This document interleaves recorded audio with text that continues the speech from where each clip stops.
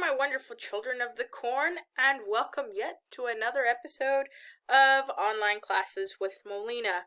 So today is Friday, and you have a couple of tasks to do today. So the first thing you're going to do is click on classwork.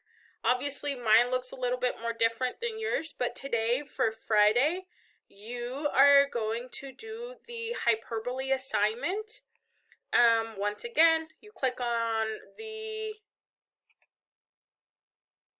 Google form. Sorry, totally spaced out. You click on the Google form. There's only 5 questions, and just like yesterday, you tell me whether the sentence uses a hyperbole or not. Okay, very easy. You click submit down here. Make sure you also click submit on Google Classroom. After you get done doing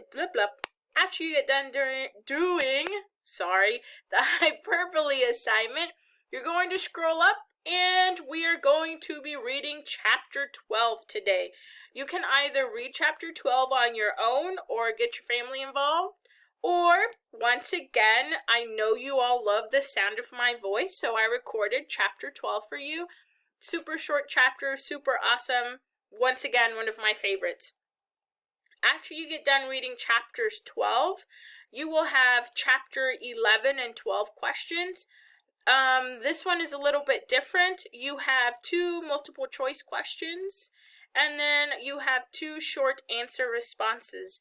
Now, I want you to keep in mind that the written response questions are worth more points because I want more attention to detail on this. That means I want you to be specific.